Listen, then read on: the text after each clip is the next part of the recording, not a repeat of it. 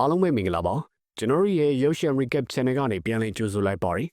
ေဒီနေ့မှာတော့ plot twist အများဆုံးတောင်ကိုရီးယားရဲ့ဇလန်တစ်ပုတ်ချောင်းကိုပြောပြပေးတော့မှာဖြစ်ပါတယ်ဇလန်အစမှာတော့ဂျေဆော့ကကောင်းနောက်ခန်းထဲမှာမင်းနီယာကနေရုတ်တရက်နိုးလာခဲ့ပါတယ်သူရဲ့မိသားစုကအဲ့ဒီရဲ့ချိန်မှာမြို့ပြင်ဘက်ကတိတ်ဆိတ်နေတဲ့အိမ်သေးလေးတစ်လုံးစီကိုပြောင်းရွှေ့နေခဲ့တာပါကားကတော့အိမ်သေးရဲ့ခြံဝင်းထဲကိုမောင်းဝင်သွားလိုက်တဲ့ချိန်မှာဂျေဆော့ကတော့အိမ်ကြီးကိုချိန်နေခဲ့ပါတယ်သူကယူဆော့ကတော့တူးချွန်ထက်မြက်တဲ့အတွက်ဂျေဆော့ပါဝင်အားလုံးကချစ်ခင်ကြတဲ့လူတစ်ယောက်ပါဂျေဆော်ရိုမီသားစုကပစ္စည်းတွေနေရာချတဲ့ချိန်မှာပဲပစ္စည်းတွေချပေးနေတဲ့လူကဂျေဆော်နာရောက်လာခဲ့ပြီးတော့အသက်ဘလောက်လဲမိကစကားပြောနေခဲ့ပါတယ်။ဒါပေမဲ့လည်းအဲ့ဒီအချိန်မှာယူဆော့ကရောက်လာခဲ့ပြီးတော့သူတို့နှစ်ယောက်သားရဲ့စကားဝိုင်းကလည်းပြတ်သွားခဲ့ပါတယ်။ညဘက်ရောက်တဲ့အချိန်မှာမိသားစုနဲ့အတူတူထမင်းစားနေတဲ့အခါမှာအပေါ်တက်ကနေရုတ်တရက်အတန်တစ်ခုကိုဂျင်ဆော့ကကြားလိုက်ရပါတယ်။သူ့ရဲ့ဖေကတော့ဒီခန်းကိုအရင်ပိုင်ရှင်ရဲ့ပစ္စည်းတွေထည့်ထားတာမလို့တောက်ခတ်ထားတယ်။ဘယ်သူကမှဒီခန်းကိုမဝင်နဲ့ဝင်လဲမဝင်ကြနဲ့လို့ပြောပြလိုက်ပါတယ်။အဖေဒီလိုတားမြစ်ချက်ကဒီအခန်းကိုလိုအပ်ချက်တစ်ခုလို့ဖြစ်သွားစေခဲ့တာပါအိမ်တွေကိုပြောင်းလာခဲ့ပြီးတော့ပထမအဆုံးညတွေမှာပဲဂျေဆော့ကညဘက်တွေမှာဆိုရင်တော့အိမ်မပြောဘဲနဲ့ရှိနေတတ်ပါတယ်တွေ့နေတဲ့အချိန်မှာပဲအဖေကမဝင်ရဘူးလို့တားမြစ်ထားတဲ့ဒုတိယတဲ့အခန်းထဲကနေတရွတ်တိုက်ဆွဲသွားတယ်လို့မျိုးထူးဆန်းတဲ့အတန်တွေနဲ့ခြေတန်းတွေကိုညာတိုင်းလိုကြားနေရတာပ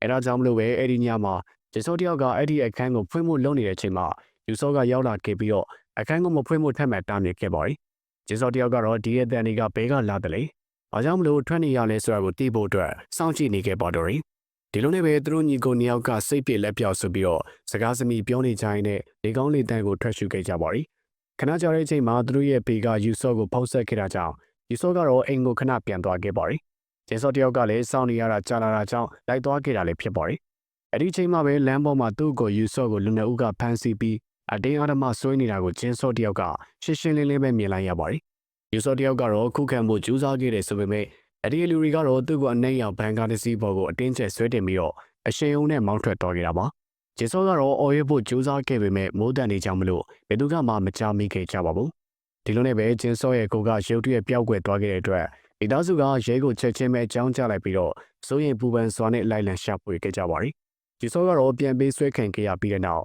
19ရက်တိတိကြာတဲ့အထိကမှပါတနေအစနာမှမရခဲ့ပါဘူး။ဒီ19ရက်ကလာကအိမ်ထဲမှာလှုပ်ရှားနေတဲ့လူဝက်ဆန်းကျဲတဲ့တန်တွေနဲ့အတူဂျေဆော့တွက်ကတော့တင်းမာမှုတွေကပုံမမြင့်တက်လာစေခဲ့တဲ့ကာလတစ်ခုပဲဖြစ်ပါရီ19ရက်တိတိကိုကြာသွားခဲ့ပြီးတဲ့နောက်ဘယ်သူကမှမမြုံလင်ထားတဲ့အချိန်မှာပဲပြန်ပေးဆက်ခံရတဲ့ယူဆော့တယောက်ကအိမ်ကိုရုတ်တရက်ပြန်ရောက်လာခဲ့ပါရီမိသားစုဝင်တွေကဝမ်းသာအားရနဲ့ကြိုးဆိုခဲ့ကြပြီးတော့ယူဆော့တယောက်ကတော့ဒဏ်ရာရထားတာမျိုးမရှိဘဲနဲ့ပုံမှန်တိုင်းပြန်လည်ရောက်ရှိလာခဲ့တဲ့ဆိုပေမဲ့ယူဆော့ရဲ့အခြေအနေကိုမေးမြန်းခဲ့တဲ့အခါမှာပုံမှန်မဟုတ်ဘဲနဲ့ထူးဆန်းနေခဲ့ပါရီယူဆော့ကတော့ပြန်ပေးဆွဲခံရတဲ့19ရက်တာအတွင်းမှာဘယ်ရီများရောက်နေခဲ့ပါတယ်လေ။ဘာရီဖြစ်နေကြလဲဆိုတာကိုလုံးဝမမှတ်မိတော့ဘူးလို့မိသားစုကိုပြန်ပြီးတော့ပြောပြခဲ့ပါရီ။ဒီလိုမညနေပျောက်ဆုံးသွားတဲ့ပုံမှာမိသားစုကစိုးရိမ်ခဲ့ကြပေမဲ့ရေအောင်လာရကိုပဲပျော်ရွှင်စွာနဲ့လက်ခံခဲ့ကြတာပါ။အဲ့ဒီချိန်မှာပဲညီဖြစ်သူဂျင်းဆော့ကအရေးကြီးတဲ့အချက်တစ်ခုကိုအနီးကပ်သတိထားမိလိုက်ပါရီ။ယူဆော့ကတော့ရင်တော့ကအက်ဆီဒန့်တစ်ခုကြောင့်ဘယ်ချောက်ကထောက်နေခဲ့တာပါ။ဒါပေမဲ့လည်းပြန်ပေးဆွဲခံရပြီးတော့ပြန်လာတဲ့နောက်မှာညာချောက်ကထောက်နေတာကိုသတိထားမိသွားခဲ့ပါရီ။ဒီလိုလက္ခဏာတွေပြောင်းလဲသွားတာပြင်ဂျင်းဆော့တယောက်ကသူ့ကိုယ်ရဲ့အမူအရာစကားပြောပုံတွေကပါအရှင်ကနဲ့ကွဲပြားနေတာကိုတွေ့ခဲ့ရပါတယ်။ဒါပြင်ညဘက်တွေမှာဆိုရင်လည်းဂျင်းဆော့တယောက်ကမိသားစုအိပ်ပျော်နေတဲ့အချိန်မှာတနေရာကိုလိုဝက်ဆောင်နဲ့ထွက်သွားတာကိုဂျင်းဆော့ကသတိထားမိခဲ့ပါတယ်။ဒီလိုချက်တွေကြောင့်မလို့ဒီလိုကသူ့ကိုရင်ဟုံးဖို့ဆိုတာကိုပြင်းပြင်းထန်ထန်တနေရာဝင်လာခဲ့ပြီးတော့စောင့်ကြည့်နေကြတာဖြစ်ပါတယ်။ဂျင်းဆော့တယောက်ကတော့ညဘက်တိုင်းမှာယူဆော့လိုဝက်ထားတဲ့အချိန်ကိုစောင့်ပြီးတော့ယူဆော့ရဲ့နောက်ကိုခိုးလိုက်သွားခဲ့တာဖြစ်ပါတယ်။ဒါပေမဲ့လည်းယူဆော့ကဂျင်းဆော့လိုက်လာတာကိုရိမ့်မိပုံရပြီးတော့ယူဆော့ကတော့အမြဲလိုရှောင်တိန်သွားတတ်ပါရီဂျင်းဆော့တယောက်ကတော့သူ့ရဲ့တန်တရားတွေကိုမိဘတွေစီပြောပြဖို့ကြိုးစားခဲ့ပေမဲ့မိဘတွေကတော့ဂျင်းဆော့ရဲ့စိတ်ချမ်းသာရဲ့ခြင်းတွေကိုသာအဓိကထားပြီးတော့စိုးရိမ်ခဲ့ကြပါရီသူတို့ကတော့ဂျင်းဆော့ကိုစိတ်တည်ငြိမ်အောင်ထက်မှတ်စိတ်တွေတောက်ဖို့ကိုသာပြောဆိုနေကြတာပါဒီလိုမိဘတွေရဲ့ပြုမှုတွေကလည်းဂျင်းဆော့အတွက်ကတော့ပို့ပြီးတော့မတင်ကားစရာဖြစ်လာစေကြတာပါတဖြည်းဖြည်းနဲ့တောက်ခတ်ထားတဲ့ခန်းထဲကနေစူညံတန်တွေကပို့ပြီးတော့ကျင်းလောင်လာခဲ့ပါရီဂျင်းဆော့တယောက်ကတော့တန်တွေကိုရှင်းရှင်းလင်းလင်းကြားနေရပြီးတော့အချိန်ထဲမှာပဲညဘက်အိမ်မပြောတဲ့အခါမျိုးမှာဆိုးရတဲ့အိမ်မက်ဆိုးတွေကိုလည်းမကြာခဏမှတ်လာခဲ့ပါရီဒီလိုချင်းတွေကြောင့်မလို့ဂျင်းဆော့တယောက်ကသူ့ရဲ့ပတ်ဝန်းကျင်တစ်ခုလုံးမှာလိုအပ်ချက်ကြီးတစ်ခုရှိနေတယ်လို့စတင်ယူဆလာခဲ့တာပါဂျင်းဆော့ရဲ့မိယာကတော့သူ့ရဲ့ကိုကအတူရောင်ဖြစ်နေခဲ့ပြီးတော့သူမိဘတွေကပါပူပေါင်းချက်စီနေတယ်လို့တန်တရားဝင်လာခဲ့တာပါဂျင်းဆော့တယောက်ကတော့သူ့ရဲ့ပတ်ဝန်းကျင်ကလူတွေအားလုံးကသူ့ကိုလည်းစားနေကြပြီလို့ယုံကြည်လာတဲ့အတွက်နောက်ဆုံးမှာတော့အိမ်ကနေထွက်ပြေးဖို့ဆုံးဖြတ်ချက်ချလိုက်ပါရီသူကဒီညမှာတော့အိမ်ထဲကနေတိတ်တိစိတ်ထွက်ပြေးခဲ့ပါရီဒါပေမဲ့လည်းသူ့ကိုဖမ်းဖို့အတွက်အိမ်သားတွေကဂျင်းဆော့ရဲ့နောက်ကိုချက်ချင်းလိုက်လာခဲ့ကြတာပါဂျင်းဆော့ကတော့အိမ်သားရဲ့လက်ကနေလွတ်မြောက်ဖို့အတွက်ဖြစ်ချင်အောင်ဖြစ်ဆိုပြီးတော့ရဲစခန်းကိုရောက်သွားခဲ့ပါတော့တယ်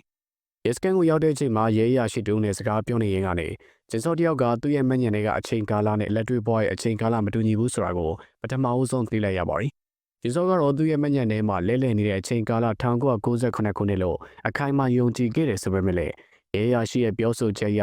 လက်တွေ့ဘဝမှာတော့2019ခုနှစ်ကိုရောက်နေပြီဖြစ်ကြောင်းသိလိုက်ရပါတယ်။သူကတော့အိမ်ကိုပြန်သွားခဲ့တဲ့အချိန်မှာတော့တောက်ခတ်ထားတဲ့ခန်းထဲကနေတချင်းတန်တွေကိုကြားလိုက်ရတာကြောင့်ဝင်သွားခဲ့တဲ့ကံမှာတွေးတွေနဲ့လဲနေတဲ့ရုံမနှစ်ယောက်ကိုတွေးလိုက်ရပါတယ်။တကယ်တော့ကျင်းစောကလုံခဲ့တဲ့နှစ်20ကလေးကနေလူတက်မှုတစ်ခုကိုကျူးလွန်ခဲ့တာပါဒီလိုနဲ့ပဲယူဆိုရိုဖွဲ့ကတရလုံးမိသားစုက9ရန်ပြီးရဲခန်းကိုဖမ်းဆီးခံလိုက်ပါတော့တယ်သူတို့ကကျင်းစောကိုဖမ်းမိပြီးစစ်ဆေးမေးမြန်းမှုတွေကိုပြုလုပ်ခဲ့ရဆိုပေမဲ့ဘာတစ်ခုမှမမှတ်မိခဲ့တာကြောင့်ယူဆိုရိုဖွဲ့ကကျင်းစောရဲ့မိသားစုလိုဟန်ဆောင်ပြီးတော့ကျင်းစောရဲ့မညံ့တွေကိုပြန်ရအောင်လှုပ်ဆောင်ခဲ့ရပဲဖြစ်ပါတယ်ဒီလိုချိန်ကာလကွာမှုကပဲသူယုံကြည်ခဲ့တဲ့အိမ်မိသားစုယူဆိုရဲ့ပြန်ပေးဆွဲခံရမှုစာရေးဖြစ်ပျက်တွေကသူ့ရဲ့မညံတွေကိုပြန်လည်နိုးထစေဖို့ဖန်တီးပေးထားတဲ့တူရောင်တွေဖြစ်တယ်ဆိုတာကိုဂျေဆော့ကရှင်းရှင်းလင်းလင်းသိလိုက်ရပါတော့တယ်။ဂျေဆော့ယုံကြည်ခဲ့တဲ့အိမ်အသစ်ပြန်ပေးဆွဲခံရမှုစာရေးဖြစ်ပျက်တွေအားလုံးကလည်းဂျေဆော့ရဲ့ဖိနှိပ်ခံထားရတဲ့မညံတွေကိုပြန်ပေါ်လာစေဖို့အတွက်စနစ်တကျစီစဉ်ဖန်တီးထားတဲ့ဇက်ကွက်ဒေတာဖြစ်စေခဲ့ပါတယ်။ဒီစီစဉ်တွေကနှစ်ပေါင်းများစွာကြိုတင်ပြင်ဆင်ခဲ့ရတဲ့ရှုပ်ထွေးတဲ့စိတ်ကူးတုံတရက်ပဲဖြစ်ပါတယ်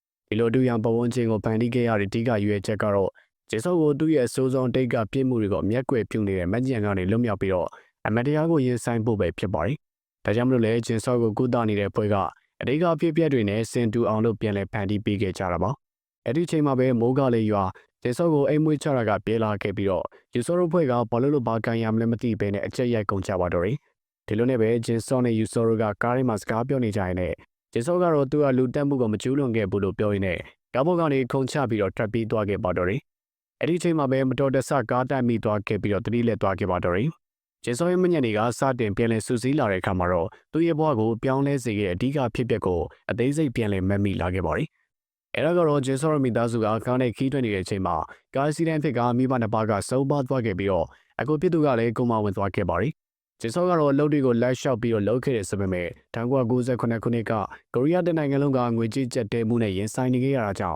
်ကျင်းစောအနေနဲ့တော်လေးကိုမှခတ်တွေ့ခဲ့တာပါ။သူအဲ့ဒီအချိန်မှာပဲအကိုရင်းကိုစိတ်ရုံမှာအသေးတန်ခွဲစိတ်ကုသဖို့အတွက်ပတ်စံလိုအပ်နေကြတာဖြစ်ပါတယ်။ဒီလိုငွေရှာဖို့ကြိုးစားရင်းနဲ့ရာဇဝတ်မှုလမ်းကြောင်းပေါ်ကိုရောက်သွားခဲ့တာပါ။တိုင်းနာလောက်ပါမယ်ဆိုပြီးတော့ online ပေါ်တင်ခဲ့တဲ့အခါမှာလူတစ်ယောက်ကအိမ်တိန်ကိုဘယ်လိုဝင်ရမလဲဆိုတာကိုပြောပြပြီးတော့အဲ့ဒီမှာနေထိုင်တဲ့အမျိုးသမီးတစ်ယောက်ကိုတတ်ခံခဲ့ပါတယ်။ဒီလိုနဲ့သူကအဲ့ဒီရဲ့အိမ်ထဲကိုဝင်ကအမျိုးသမီးကိုတက်ဖို့လုပ်တဲ့အချိန်မှာအမျိုးသမီးကအော်ခဲ့တာကြောင့်သူ့ရဲ့သမီးလေးကအောက်ထပ်ကိုဆင်းလာပါတယ်။အဲ့ဒီအချိန်မှာကောင်မလေးကလည်းထောက်ခဲ့တာကြောင့်ကျင်းစောကတော့မအော်ဖို့တားနေရင်ကောင်မလေးကိုလည်းဓာတ်နဲ့ထိုးမိသွားခဲ့ပါတော့တယ်။ဒီလိုနဲ့ပဲအဲ့ဒီရဲ့အမျိုးသမီးလေးကိုပါတတ်မိသွားခဲ့ပါတော့တယ်။ခဏကြာတဲ့အချိန်မှာတက်ခံရတဲ့အမျိုးသမီးရဲ့အငယ်ဆုံးသားလေးကအောက်ထက်ကိုဆင်းလာခဲ့ပြီးတော့ကျင်းစောတယောက်ကတော့ကျင်းစောကတော့ပေါ်ကိုပြန်ပြီးအိတ်တော့တော့ဆိုပြီးတော့ကလေးလေးကိုလွတ်ပေးလိုက်ပါတယ်။ဒီလိုနဲ့အဲ့ဒီရဲ့မိသားစုရဲ့တပ်ပုံကိုကြည့်တဲ့အခါမှာသူတို့တက်ခိုင်းတဲ့လူကသူ့ကိုယ်ရဲ့ဆရာဝန်ဖြစ်နေတယ်ဆိုတာကိုသိသွားခဲ့ပါတော့တယ်။အဲ့ဒီဆရာဝန်ကလည်းကျင်းစောကိုရှင်းပြဖို့ကြိုးစားခဲ့ပေမဲ့မတော်တဆဖြစ်ကဆရာဝန်ကပဲအသက်ဆုံးရှုံးခဲ့ရပါတယ်။